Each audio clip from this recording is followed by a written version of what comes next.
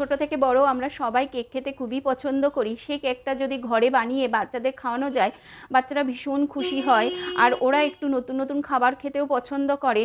এইভাবে তোমরা একবার অবশ্যই বাড়িতে সুজির দই কেকটা তৈরি করে খাওয়াও, ভীষণ টেস্টি হয়, ওরাও খুব পছন্দ করবে।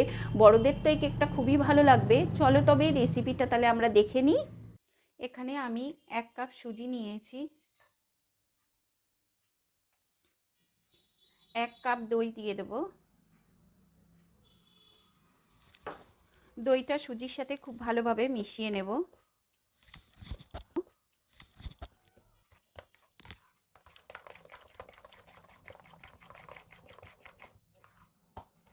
খুব ভালোভাবে সুজি মেশানো হয়ে গেছে। আমি সুজিটাকে 10 মিনিট রেস্টে রেখে দেব ঢেকে। দেখো 10 মিনিট পরে তোমাদের দেখাচ্ছি যে সুজিটা কতটাই দইটা টেনে নিয়েছে আর খুব সুন্দরভাবে সুজিটা সফট হয়ে গেছে। এই সুজিটাই আমি মিক্সিতে দিয়ে দেব।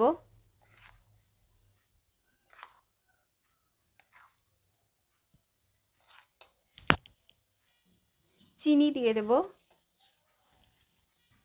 সামান্য পরিমাণে লবণ দিয়ে দেব, বেকিং পাউডার দিয়ে দেব,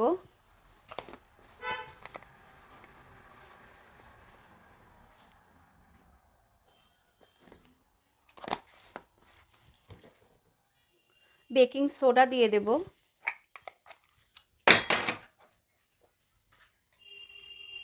হাফ চামচ দিয়েছি এখানে বেকিং সোডাটা, সাদা তেল দিয়ে দেব। এখানে আমি 1 মুটকি ভিনিগার দিয়ে দেব, দুধ দিয়ে দেব,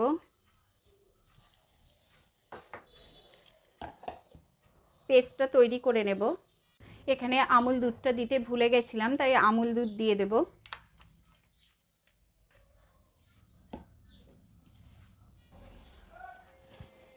খুব সুন্দর তৈরি হয়ে গেছে মিক্সারে। আমি তোমাদের একটু চামচের সাহায্যে দেখিয়ে দিচ্ছি।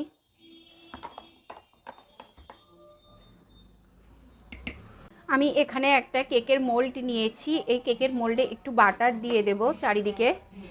খুব ভালোভাবে আমি বাটারটাকে চারিদিকে লাগিয়ে নিয়েছি। যে ব্যাটারটা করে রেখেছিলাম সেই ব্যাটারটা দিয়ে দেব কেকের মোল্ডে।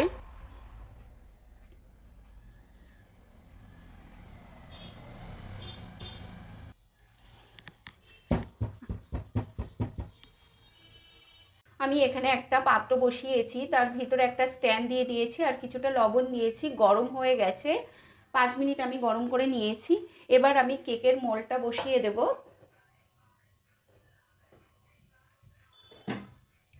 30 মিনিট পর আমি একবার চেক করে দেখব হয়েছে কিনা। 30 মিনিট পর তোমাদের আমি দেখাচ্ছি। দেখো কেকটা কত সুন্দর ফুলেছে আর মাঝখানে আমি উপর দিয়ে একটু তিল দিয়ে দিয়েছিলাম, এতে কেকটা খেতে ভালো লাগে। এটা অপশনাল, তোমরা চাইলে দিতেও পারো নাও পারো, কোনো অসুবিধা নেই। আমি উপর দিয়ে একটু বাটার দিয়ে দেব। এতে এই সুজির দই কেকটা খেতে খুবই ভালো লাগে, গন্ধটা খুব সুন্দর বেরোয়।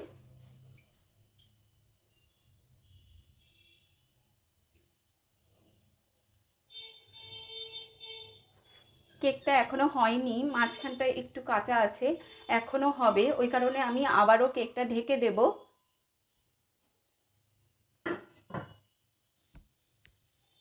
আমি এরকম একটা টুথপিকের সাহায্যে তোমাদেরকে দেখিয়ে দিচ্ছি কেকটা হয়েছে কি না ঠিক মতন।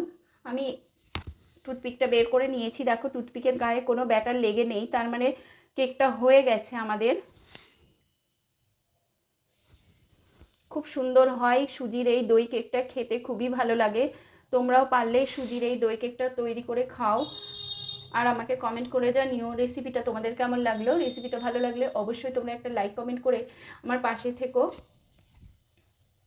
সুজির এই দই কেকটা হতে সময় লেগেছে আমার 40 মিনিট। আমি প্রথমে 30 মিনিট করেছিলাম, পরে 10 মিনিট, মোট আমার 40 মিনিট টাইম লেগেছে। এবার গ্যাসের উপর নির্ভর করে কার কতটা সময় লাগবে। দেখো কেকটা আমি নামিয়ে নিয়েছি, তৈরি হয়ে গেছে সুজির দই কেক। আমি তোমাদেরকে কেকটা একটু দেখিয়ে দিচ্ছি। ভীষণ সফট কেকটা, খুব একটা বেশি এদিক ওদিক করা লাগে না, উঠেই যায় কেকটা। এখানে এরকম একটা প্লেট নিয়েছি, প্লেটের সাহায্যে কেকটা উল্টে নেব।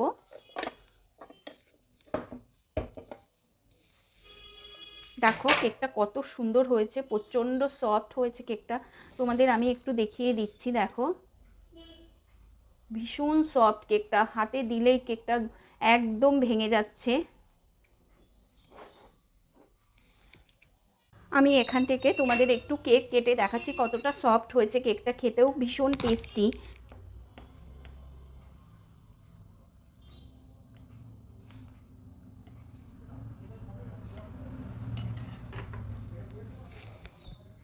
কতটা সফট হয়েছে কেকটা তোমরা দেখেই বুঝতে পারছো। খেতেও ভীষণ টেস্টি, মুখে দিলে কেকটা পুরো মিলিয়ে যাবে মুখের মধ্যে। আর যাকে খেতে দেবে সে তো খুবই প্রশংসা করবে এই কেকটা খেয়ে। আমি তোমাদের আবারও একটু কেটে দেখাচ্ছি কেকটা কতটাই সফট হয়েছে, ভীষণ ভালো লাগে।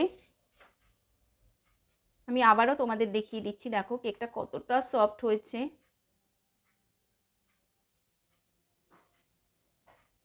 সুজির এই দই কেকটা খেতে খুবই টেস্ট হয়, কারণ দইয়ের পরিমাণটা এখানে বেশি থাকে, চিনিটা কম থাকে, হালকা টক মিষ্টি ভাব থাকে, খেতে খুবই ভালো লাগে। দইয়ের ফ্লেভারটা এত ভালো লাগে এই কেকের মধ্যে।